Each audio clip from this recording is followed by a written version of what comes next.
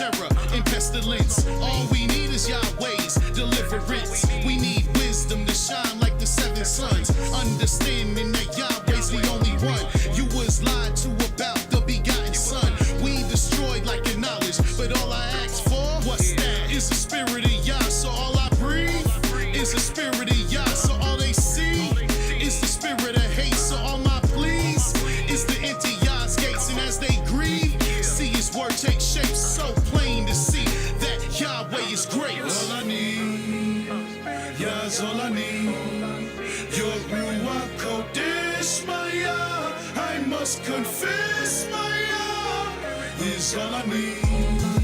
Yahweh is all I need. Your Ruach Kodesh, my Yah, I must confess, my Yah is all I need. Trust in my Yahweh with all of your heart. Keep his commandments, from evil depart. Give Yah his praise when sunrise the day starts. Keep all his paths, Yah will light up the dark. All I yearn for is the spirit of Yah. All I long for is the spirit of Yah. Too long we've been disappeared from my Yah. Not sincere with my Yah, unaware of my Yah. Quite unfair to my Yah. Do we care for our Yah, the fountain of living waters? Why you think he drying all the oceans? Why you keep choosing presidents and keep voting? Worshiping in the man and who you hoping? He got his hand around your neck, he cashing in. You keep choking like blind at noonday. We keep groping. I beg for the day Yah's judgment's overflowing. Yah got me high on this oxytocin. Yah's all I need.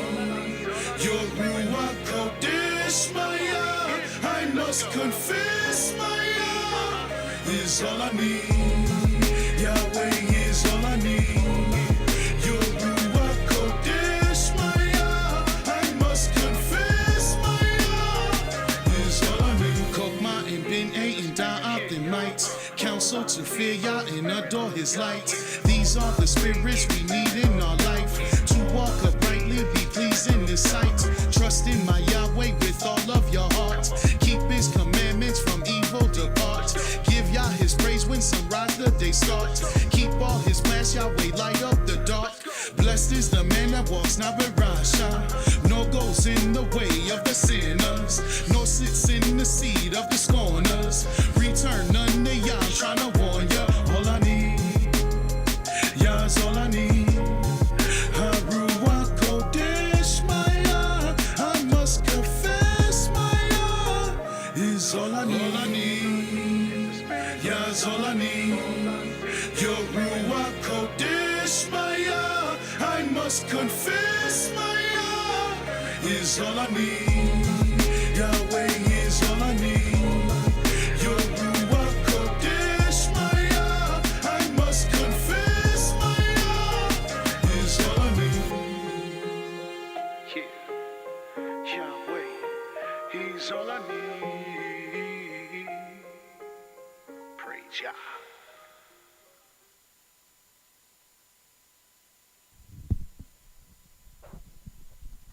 Hallelujah, hallelujah, hallelujah. Praise the mighty Yah. Yah is righteous. Yah is holy. And let Yahweh be magnified. Shalom, shalom, shalom. Welcome to another beautiful broadcast of Nothing But the Truth. I am Moreh IshYAH Yisrael from the house of Yisrael, located at 2330 Kemper Lane in Cincinnati, Ohio, here to bring you nothing but the truth. We'd like to say shalom to everyone listening and watching and our internet audience, for we know the only reason you have tuned into our program is because of your great fear and your great love towards the mighty Yah. And who is this Yah? Yahweh is the creator of the heaven, earth, and sea, and all that therein is. Yahweh is the only judge, the only lawgiver, the only king, the only redeemer, and the only savior of Yisrael and the world. And Yahweh is the one that has raised us up to bring you his words of truth, and that's what we will do. And today, I'm going to show you the word of Yahweh when it pertains to the end of the year, and specifically his holy feast, the Feast of Tabernacles, which will begin in a couple of days.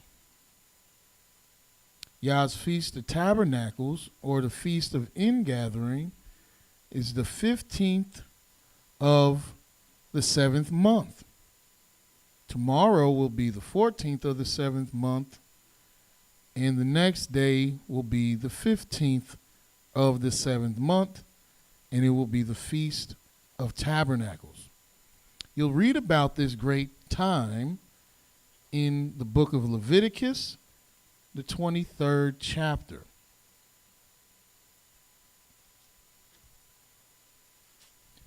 Starting in the 34th verse, it reads, "Speak to the children of Israel, saying, the 15th day of this 7th month shall be a feast of tabernacles for 7 days unto Yahweh. On the first day shall be a holy convocation. You shall do no servile work therein. 7 days you shall offer an offering made by fire unto Yahweh. On the 8th day shall be a holy convocation unto you. And you shall offer an offering made by fire unto Yahweh. It is a solemn assembly, and you shall do no servile work therein. These are the feast of Yahweh, which you shall proclaim to be holy convocations, to offer an offering made by fire unto Yahweh, a burnt offering and a meat offering, a sacrifice and drink offerings, everything upon his day. Besides the Sabbaths of Yahweh, and besides your gifts, and besides all your vows, and besides all your freewill offerings, which you give unto Yahweh. Also, in the 15th day of the 7th month, when you have gathered in the fruit of the land, you shall keep a feast unto Yahweh 7 days. On the first day there shall be a Sabbath, and on the 8th day shall be a Sabbath. And you shall take you on the first day the boughs of goodly trees, branches of palm trees, and the boughs of thick trees, and willows of the brook. And you shall rejoice before Yahweh your Elohim 7 days, and you shall keep it a feast unto Yahweh 7 days in the year. It shall be a statute forever in your generations. You shall celebrate it in the 7th month. You shall dwell in booths 7 days. All that are Israelites born shall dwell in booths, that your generations may know that I made the children of Israel to dwell in booths when I brought them out of the land of Egypt. I am Yahweh your Elohim." So this is the Feast of Tabernacles, or the Feast of Ingathering. This day, or this time, is when the Creator wanted us to gather ourselves together unto Him and bring our harvest, our ingathering, at the end of the year. And I will show you this end of the year in the book of Deuteronomy. The 31st verse, the 10th chapter reads, "And Moses commanded them, saying, at the end of every 7 years, in the solemnity of the year of release, in the Feast of Tabernacles." So what's happening at the end of the 7 years? It's the solemnity of the year of release, in the Feast of Tabernacles. When all Israel has come to appear before Yahweh, your Elohim in the place which ye shall choose. You shall read this law before all Israel in their hearing. So this is the end of the year when the Feast of Tabernacles occurs. Also look in the book of Deuteronomy, the 16th chapter. In Deuteronomy, the 16th chapter, if you start reading in verse 13, it reads, you shall observe the Feast of Tabernacles 7 days. After that you have gathered in your corn and your wine, and you shall rejoice in your feast, you and your son and your daughter and your manservant and your maidservant and the Levite, the stranger and the fatherless and the widow that are within your gates. 7 days you shall keep a solemn feast unto Yahweh your Elohim in the place which Yahweh shall choose. Because Yahweh your Elohim shall bless you in all your increase and in all the works of your hands. Therefore you shall surely rejoice.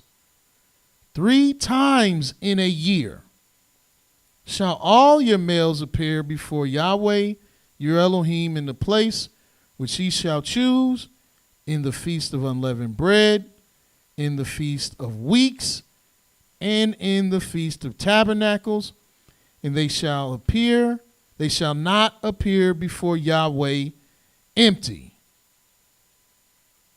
And when does this happen? The Feast of Tabernacles, the last feast of the year, when you have brought in all your corn and your wine, after you've gathered it all in. Well, when are you going to gather it all in? In the end. And you're to go and bring it to Yahweh, an offering, because you're to celebrate for all the goodness that Yahweh gave you this year. Yahweh made an increase for you, gave you an increase. So celebrate before him, and he wants you to do that in the place which he shall choose. As he said, not where you decide. And also look in the book of Exodus, the 23rd chapter. In Exodus, the 23rd chapter, we'll start in the 14th verse. 3 times you shall keep a feast to me in the year. You shall keep the feast of unleavened bread. You shall eat unleavened bread 7 days, as I commanded you, in the time appointed in the month Abib. For in it you came forth out of the land of Egypt, and none shall appear before me empty.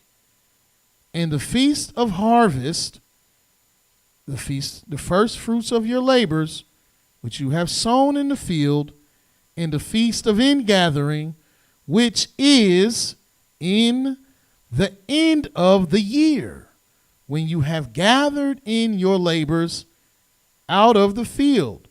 3 times in the year all your males shall appear before Yahweh. 3 times in a year. And when is the Feast of Ingathering? When is the Feast of Tabernacles? At the end of the year. And just to show you one more place where the Creator had us do this.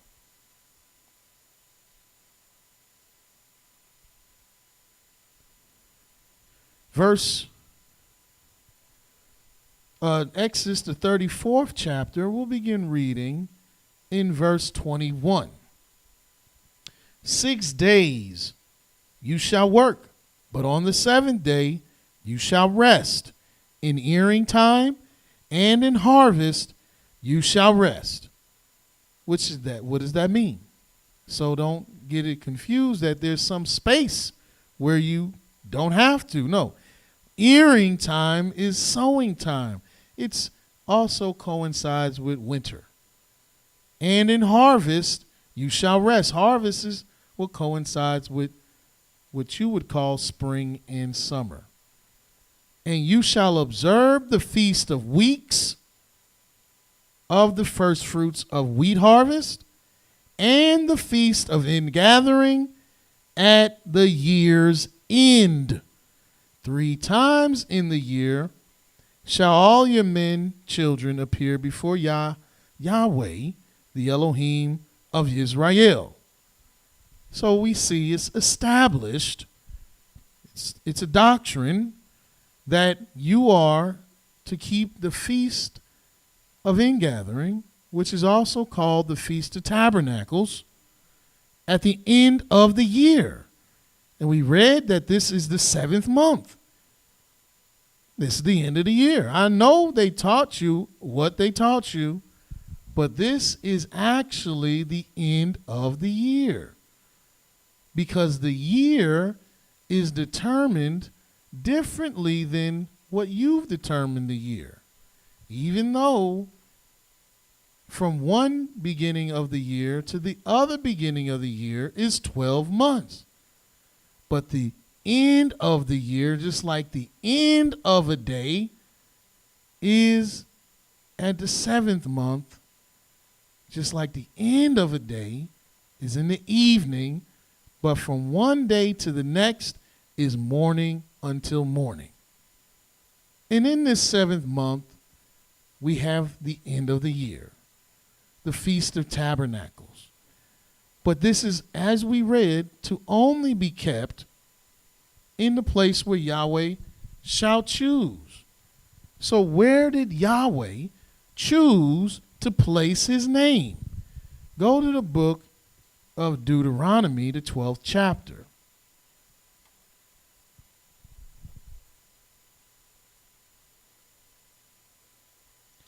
In Deuteronomy, the 12th chapter, around the 12th verse,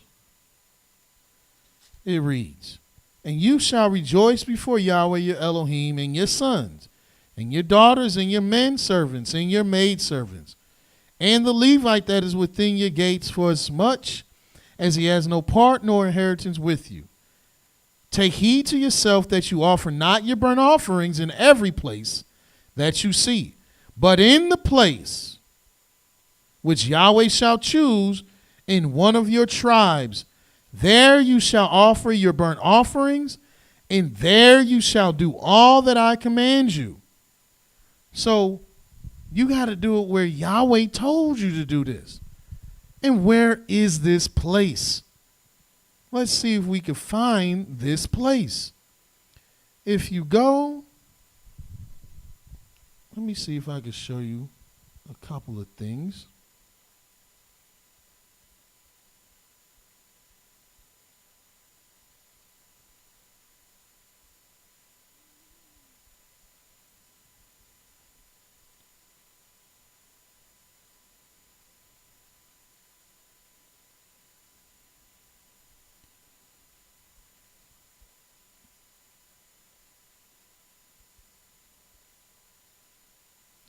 Go to the book of 1 Samuel, the 1st chapter.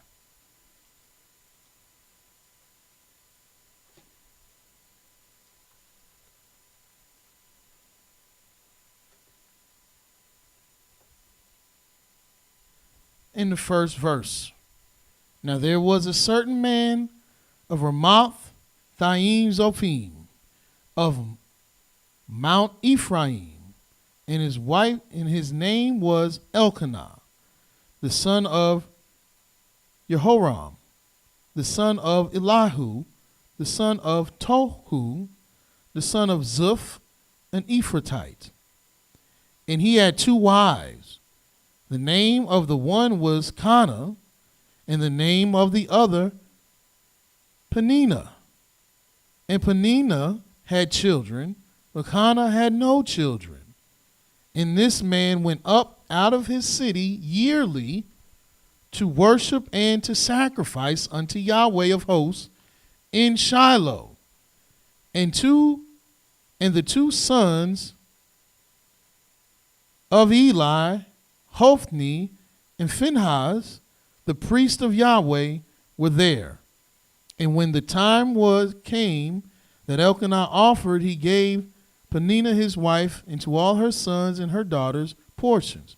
But to Connah he gave a worthy portion, for he loved Connah, but Yahweh had shut up her womb. So when is this? He did this yearly. And there's only there's two different times where you might go yearly, but this time he went with there's three different times where you go yearly. But this is the time where he brought all his family and they celebrated before Yah. This was in the ingathering, tabernacles. And at this time, it was in Shiloh. Now, did Yahweh say his name is in Shiloh? Or this is where the Ark of the Covenant was. This is where his tabernacle rested in the territory of Yosef, because YAH'S was the one that settled in Yosef territory, and that's where the tabernacle was. But then you'll also see in the book of 1 Samuel, or 2 Samuel, I should say, in the 6th chapter,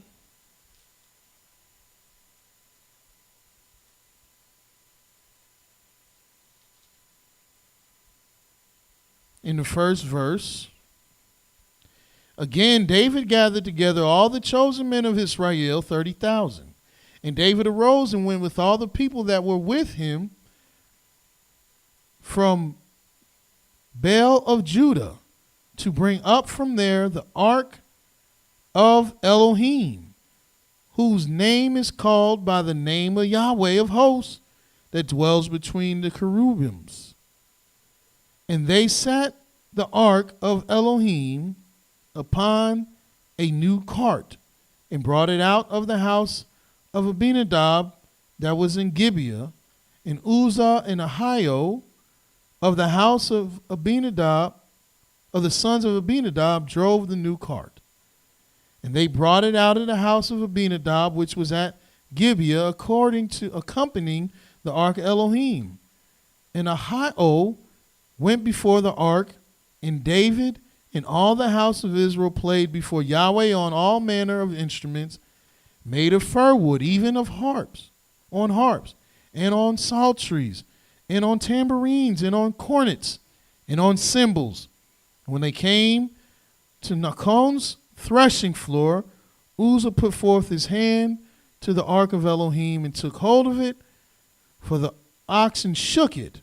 And the anger of Yahweh was kindled against Uzzah, and Elohim smote him there for his error.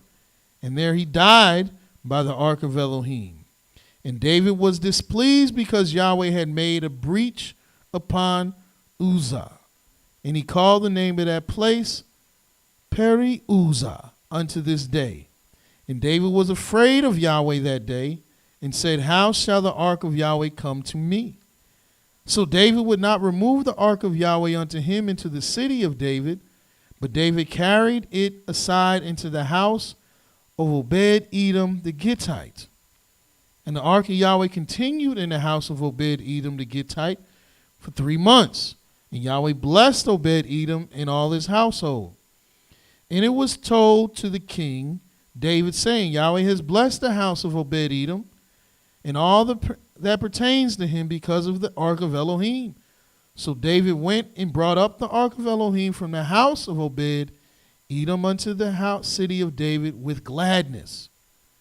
So now you see, David was bringing the ark up to Jerusalem, or the city of David. Is that where Yahweh decided to place his name? Well, you can read if that is the case in the book of 1 Chronicles, the 6th chapter. Or 2 Chronicles, rather, the 6th chapter. the 6th chapter of 2nd Chronicles.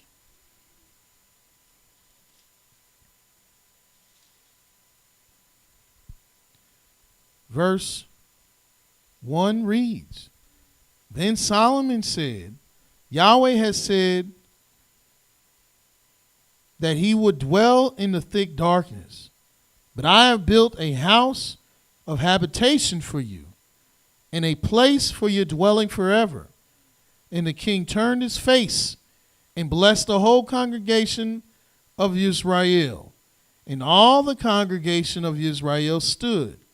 And he said, Blessed be Yahweh Elohim of Israel, who has his hands fulfilled that which he spoke with his mouth to my father David, saying, Since the day that I brought forth my people out of the land of Egypt, I chose no city among all the tribes of Israel to build a house in, that my name might be there.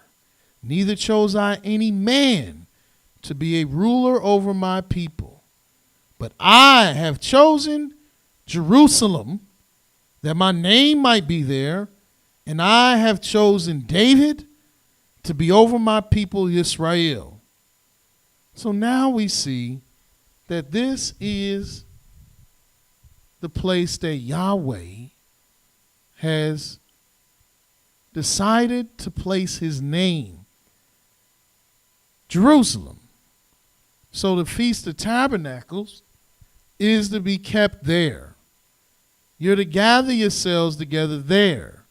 You're to gather yourselves together there and dwell in booths there, and celebrate before Yahweh there, and bring your offerings and your ingatherings there. Nowhere else. So are we able to keep this holy day in its entirety anywhere else? No, we can recognize it, acknowledge it, that it is this time, and praise Yahweh for his mercy. But can we build booths? And are we allowed to do sacrifices and hold this celebration? No, not anywhere but the place where Yah has placed his name, as the law states. And it's at the end of the year. So what do we do at this point, at this time? How do we understand this time and its importance? First, we understand the commandment that Yahweh gave us. When to do it, where to do it, how to do it. Then we can begin to understand why he wants us to do this. And let me show you what he said back in Leviticus, the 23rd chapter. So we can start to understand the purpose of this time. In Leviticus, the 23rd chapter, in verse 41, it says, And you shall keep it a feast unto Yahweh 7 days in the year, and it shall be a statute forever throughout your generations. You shall celebrate it in the 7th month. You shall dwell in booths 7 days. All that are Israelites born, you shall dwell in booths, that your generations may know that I made the children of Israel to dwell in booths when I brought them out of the land of Egypt. I am Yahweh Elohim. So Yahweh wants us to remember that we dwelt in booths when we came out of Egypt. We didn't come out of Egypt and go right into sealed houses, go right into mansions and castles. We came out of Egypt and we dwelt in tents, in booths. We traveled in the wilderness and we had to pitch tents because it was a experience of humility. It was an experience that taught us that all we had, all we need, and all that was available to us was Yahweh. You didn't have the comfort of your carpet, your couch, your fireplace, your walls with your flat screens, your artwork on your walls, the designs of your house, the upholstery and whatever else, all the things that you do when you have your own little apartment house or big house, big apartment, loft. However, these nice little settled places that you worked for and put into and invested your time into, yeah, that's when you become established. Yahweh wanted you to see that you had to pitch tent where he told you to pitch tent. Not where you wanted to.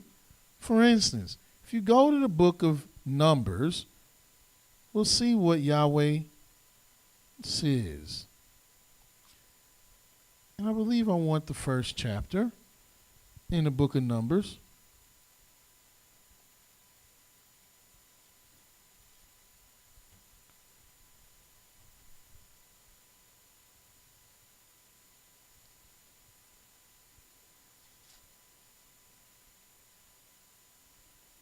No, in the second chapter.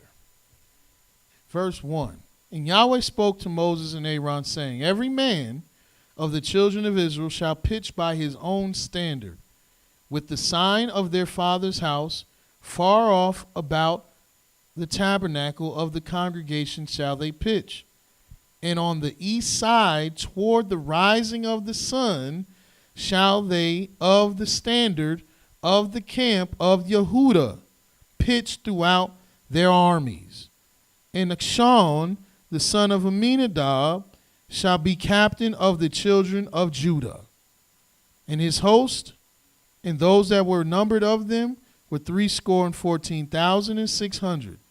And those that do pitch next to him shall be the tribe of Issachar. And Nathaniel, the son of Zuar, shall be captain over the children of Issachar. And his host and those that were numbered thereof were 54,400. Then the tribe of Zebulun and Eliab, the son of Helon, shall be captain of the children of Zebulun. And his host and those that were numbered of him were 57,400. And they that were numbered in the camp of Yehudah were 100,000 and 400 throughout their armies. These shall first set forth. On the south side shall be the standard of the camp of Reuben, according to their armies. And according to the captain of the children of Reuben shall be Eleazar, and the son of Shadur. And what are they all doing? They're getting orders of where they're to pitch and who is to pitch with them. It's not like how you do today. You go up on apartment.com, Zillow or something, and you say, I want to live here, I want to live there, I want to do that. No, Yahweh told you where to settle yourself. Yahweh told you where to pitch your tent. Yahweh told you who to pitch your tent with, who to pitch your tent by, because this was all by the commandment of Yah. In the Feast of Tabernacles, you're to remember that your ancestors dwelt in booths. You're to remember that you didn't always have this great increase that Yahweh has blessed you with, that you brought out of your field, which is why you have the ingathering and celebrate before Yah, so you can fear him. You pitch where Yahweh told you to, so you can celebrate before him and give him the thanks and praise as you should. In the book of Deuteronomy, the 14th chapter, we'll read more about the reason why Yahweh wants you to do these things the way he says. In Deuteronomy, the 14th chapter, verse 22 says, You shall truly tithe all the increase of your seed, that the field brings forth year by year. When would this happen?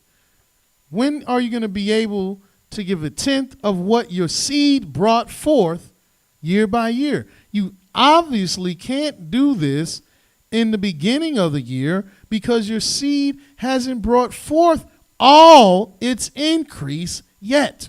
So therefore, it has to be done at the end of the year when you have been able to get all your increase. And you shall eat before Yahweh your Elohim. And as you do this, as you bring forth your increase, you bring a tenth to Yahweh. In this tenth you bring to Yahweh in the place which he shall choose to place his name there.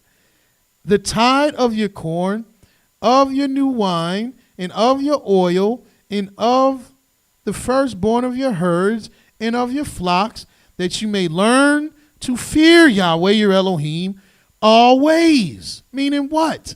You're bringing forth this tenth because Yahweh said the tenth belongs to him.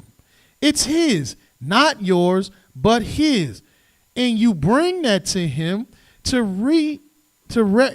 recognize that you acknowledging what he said, that this tenth belongs to you. So everything you gave me all year, all the flocks that I was able to produce, all the seed that I was able to grow from, and all this increase that I was able to bring out and stock up, here is just a tiny tenth.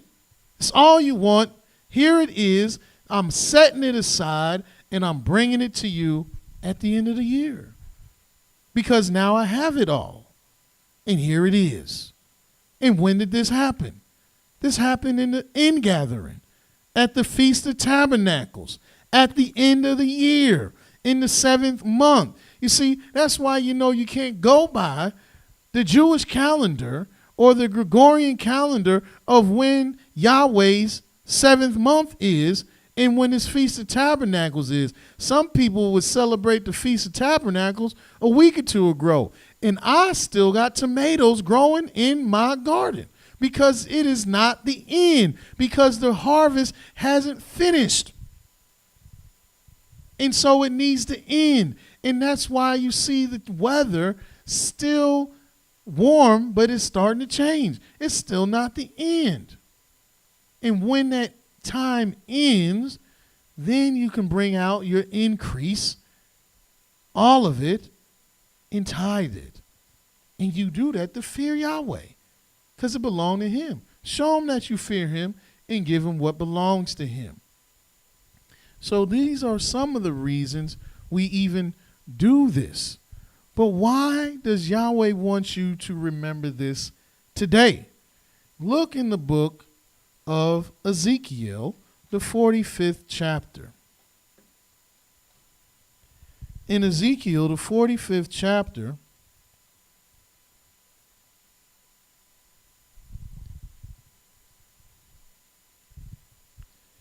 we'll start reading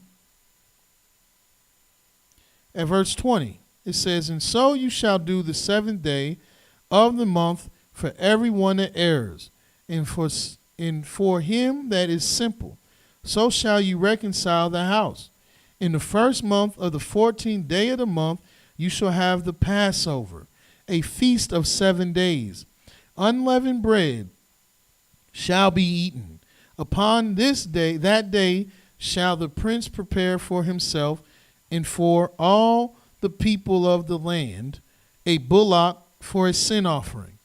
In 7 days of the feast he shall prepare a burnt offering to Yahweh, 7 bullocks and 7 rams without blemish daily the 7 days, and a kid of the goats daily for a sin offering.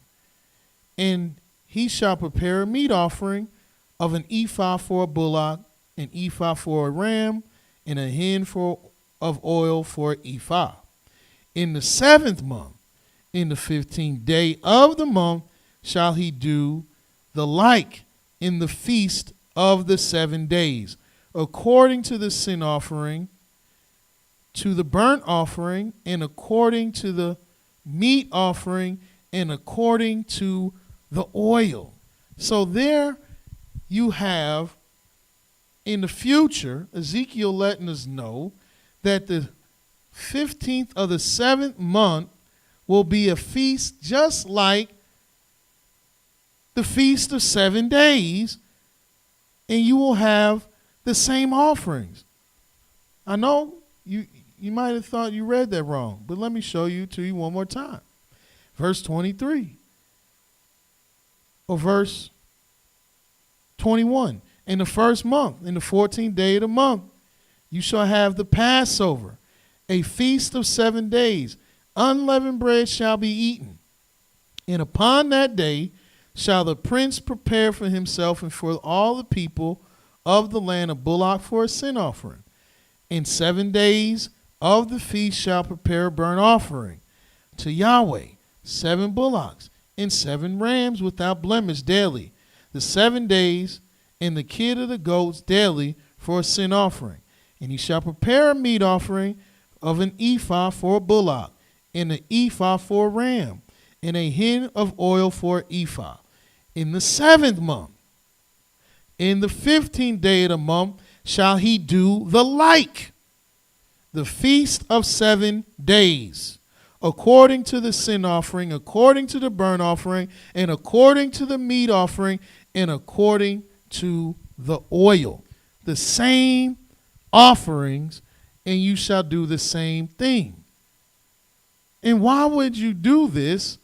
Why would Yahweh have you repeat this same thing in the future for the Feast of 7 days in the 7th month?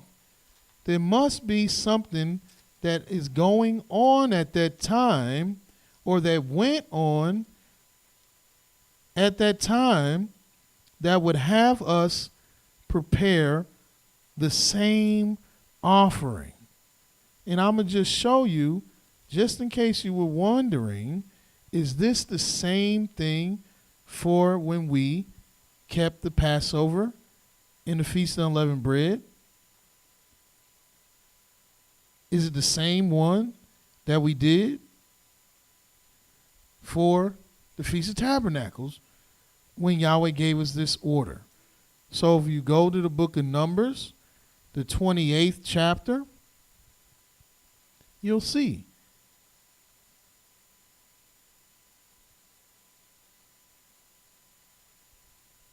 In the 28th chapter, in the 15th verse, in the 16th verse, it says, and on the 14th day of the first month is the Passover of Yahweh.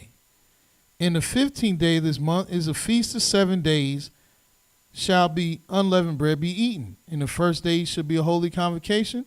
You should do no manner of servile work therein. But you shall offer a sacrifice made by fire, burnt offering of Yahweh, 2 young bullocks and 1 ram, and 7 lambs of the first year. They shall be unto you without blemish. Now let's see if he wants the same thing.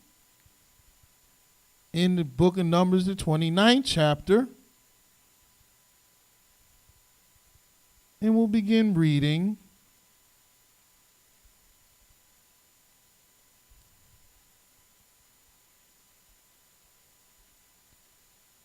in verse 12. It says, and on the 15th day of the 7th month, you shall have a holy convocation. You shall do no servile work, and you shall keep a feast unto Yahweh 7 days. And you shall offer a burnt offering, a sacrifice made by fire of sweet savor unto Yahweh, 13 young bullocks, 2 rams, and 14 lambs of the first year. They shall be without blemish. See, these are different. But in the future, it'll be the same. Now, what's going to happen in the future? Well, look what Yahweh let us know that he's going to do. In the future, Yahweh is going to do something a little different. If you look in the book of Jeremiah,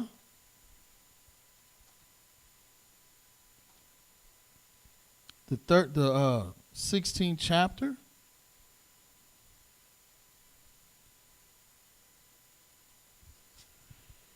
In Jeremiah chapter 16, verse 14 reads, we'll start reading at verse 13. He said, therefore will I cast you out of this land into a land that you know not, neither you nor your fathers, and there you shall serve the other deities day and night, where I will not show you no favor, which is our case today. Therefore, behold, the days come, saith Yahweh, that it shall no more be said, Yahweh lives, that brought up the children of Israel out of the land of Egypt. But Yahweh lives, that brought up the children of Israel from the land of the north, and from all the lands where he had scattered them. And I will bring them again into their land, and I will give to their fathers. So he's letting you know he's going to bring us out again. But not only is he going to bring us out, look what it says in the book of Zephaniah. In the book of Zephaniah, Zechariah. I was right the first time. Zephaniah, the 3rd chapter. In Zephaniah, the 3rd chapter, the Creator let us know this.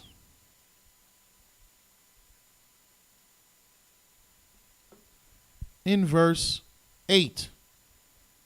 Therefore wait upon me, saith Yahweh, until the day that I rise up to the prey. For my determination is to gather the nations, that I may assemble the kingdoms, and pour upon them my indignation, even all my fierce anger. For all the earth shall be devoured with the fire of my jealousy. Why?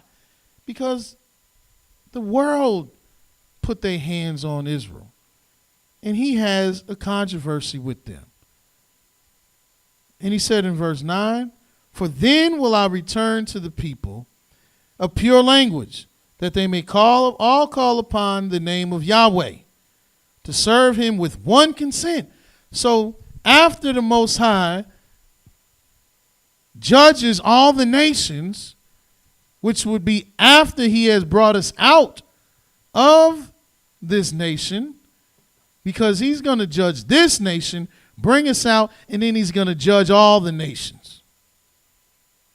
And after he has done that, he said, then everyone will be able to call upon Yahweh with one consent. So look in the book of Zechariah. And in the book of Zechariah, let me show you the 8th chapter real quick.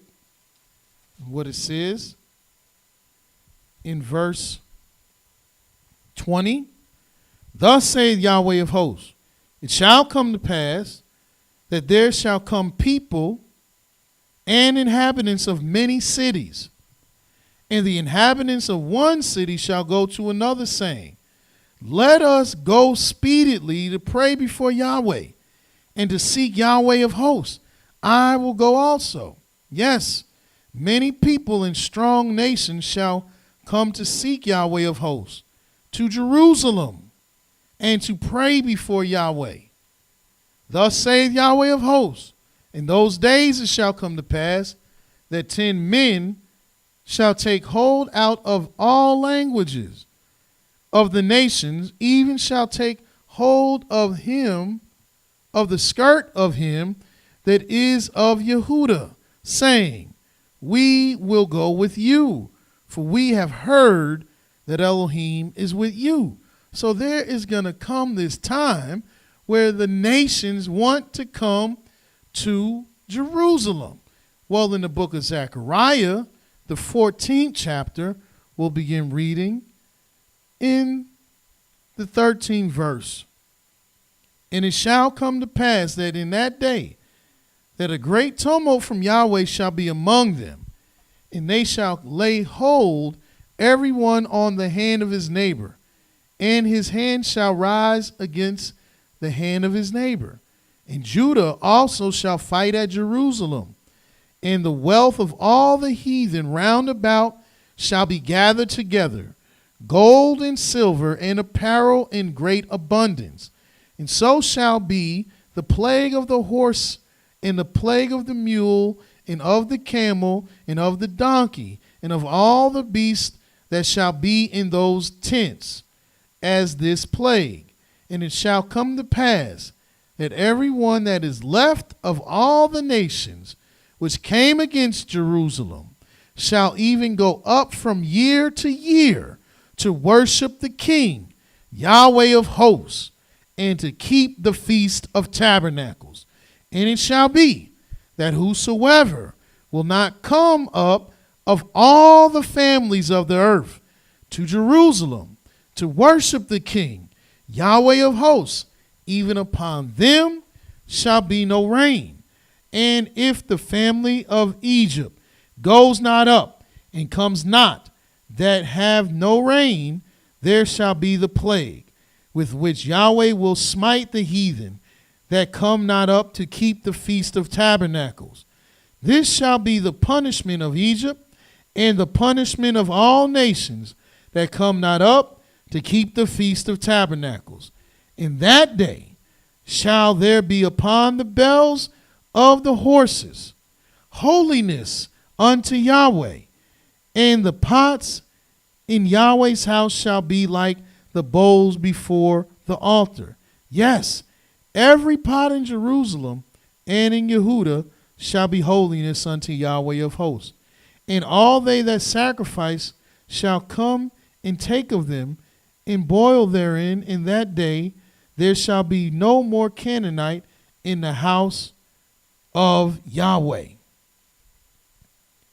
So we see that it will become a time where not only where the children of Israel will be able to keep the Feast of Tabernacles, the same as they kept the Passover and the Feast of 7 days, they will keep the Feast of Tabernacles as a feast of 7 days, the same way, which means there's some type of liberation, and all nations have to come up at that time because they're also being liberated.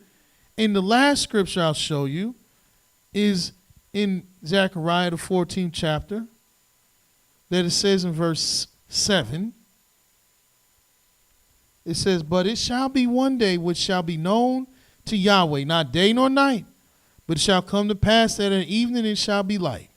And it shall be in that day that living waters shall go forth from Jerusalem, half of them toward the former sea, and other half toward the hinder sea. In the summer and in winter shall it be. And Yahweh shall be king over all the earth. In that day shall there be one Yahweh, and his name one." As he said, you will call on Yahweh with one consent. His name will be one, and everyone will come and worship Yahweh, the King, in the Feast of Tabernacles, a feast of 7 days.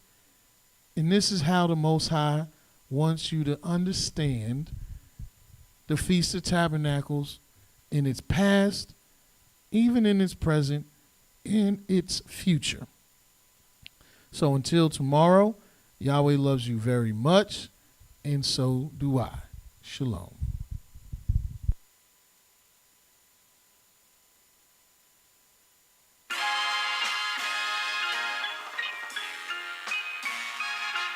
Yeah, 39 books.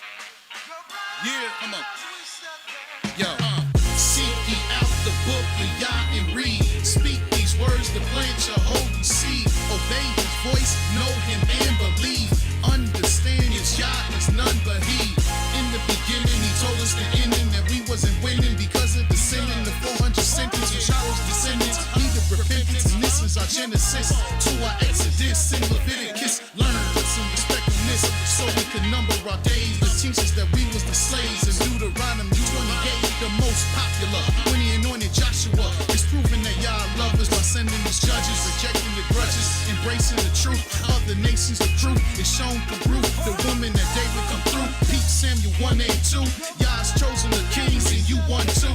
Recognition Chronicles in the first and the second, and Ezra Kohen fasted by the river Ahava stood with Nehemiah in the time of Hadassah, better known as Esther. Job struck with disease and boils that festered, and we giving our alms while singing Hebrew songs. The most wisest words are spoken in Proverbs. The Colette